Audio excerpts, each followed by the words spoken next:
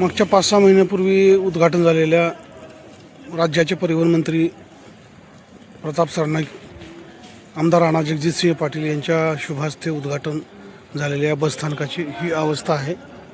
या ठिकाणी कुठलंही नियोजन नसताना भिंत बांधली गेली सुरुवातीला आणि नंतर आता पाडली गेली आहे। रात्रीच्या अंधारामध्ये ही बस पाडल्याची तक्रार आहे लोकांची। आणि मित्रांनो, हे तुळजापूरचं बसस्थानक आहे। 7,80,00,000 रुपये किंमत असलेलं हे बसस्थानक आहे। आणि या बसस्थानकाची अवस्था एखाद्या छोट्या सिटी बस स्टँडसारखं हे तुळजापूर तीर्थक्षेत्राचं, ज्या ठिकाणी राज्यातून दररोज 50,000 लोक दर्शनासाठी येतात, या तीर्थक्षेत्रातल्या बसस्थानकाची ही अवस्था आहे। नियोजनाचा अभाव आणि विकासाची दूरदृष्टी किती कमकुवत आहे याचं हे उदाहरण आहे। मित्रांनो, हे बसस्थानक पाडलं गेलेलं आहे।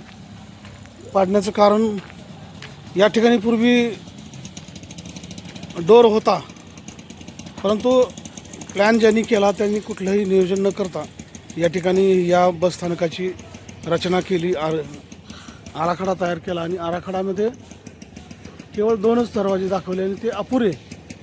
बसस्थानकांची रुंदी कमी आणि दरवाजेही 2च केले, त्याच्यामुळं तिसरा दरवाजा आहे ना 2-3 महिन्यामध्येच आणि तोही रात्रीच्या अंधारामध्ये काढावा लागलेला आहे।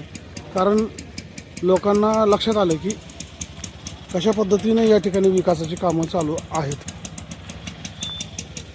आता ह्याच्याबद्दल काय बोलावं, फारसं न बोलता ही सगळी परिस्थिती आम्ही आपल्यासमोर दाखवलेली आहे।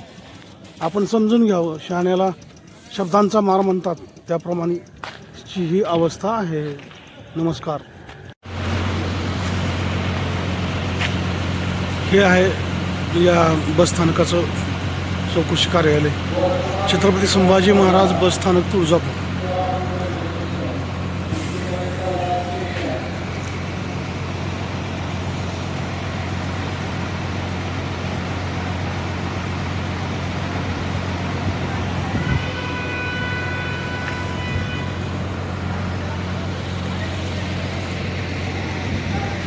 हे क्रमांक 1चं गेट आहे आणि मगाशी जे पाडलंय ते आता 3 नंबरचं होणार आहे। त्याच्या दोन्हीच्या मध्ये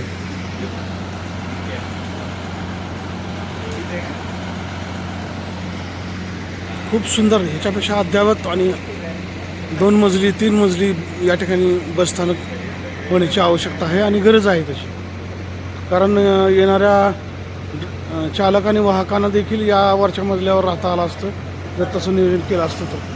आता जी चालक आणि वाहकाची व्यवस्था आहे ती अत्यंत अपुरी आणि अत्यंत म्हणजे निकृष्ट दर्जाची व्यवस्था आहे लोकांना, या चालक आणि वाहकांना राहण्याची। जर या जागेवरती 2-3 मजली जर झालं असतं तर आणखीन दिमागदार तुळजापूरचं बसस्थानक आपल्याला लक्षात आलं असतं। ही पहाटेची वेळ आहे, 4:40 पहाटेची। आणि आता ही पहिली रेल्वे स्टेशनची बस या ठिकाणी जाते आहे।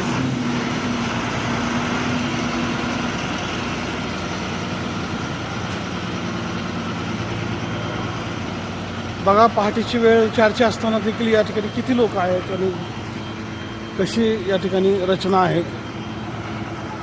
खूप 24 तास तुळजापूरच्या या बसस्थानकामध्ये लोकांची गर्दी असते। कधीही हे बसस्थानक झोपत नाही। कधीही आपण सगळेजण झोपलो तरी बसस्थानक मात्र रात्रभर कार्यरत असते। या ठिकाणचे दृश्य पहाटेचं दृश्य आहे। रात्री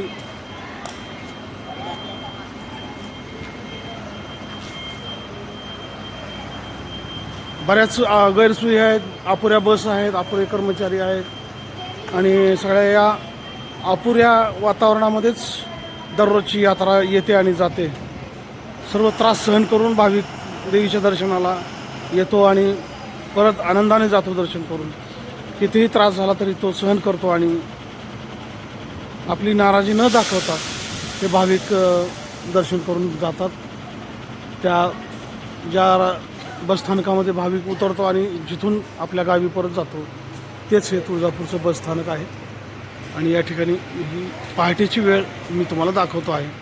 खूप सुधारणा करण्याची आवश्यकता आहे। या निमित्तानं या तालुक्याचे आमदार राणा जगजितसिंह पाटील यांनी हे जरी बसस्थानक केलेलं असलं तरी हे अत्यंत अपुरं आहे. याच्यानंतर पुन्हा काही वर्षांनी किमान 5 वर्षांनी नवीन बसस्थानक या ठिकाणी 3 मजली व्हावं आणि अद्ययावत सगळ्या सुविधा लोकांना असाव्यात अशा प्रकारची अपेक्षा आई तुळजाभवानीच्या चरणी मी व्यक्त करतो. नमस्कार.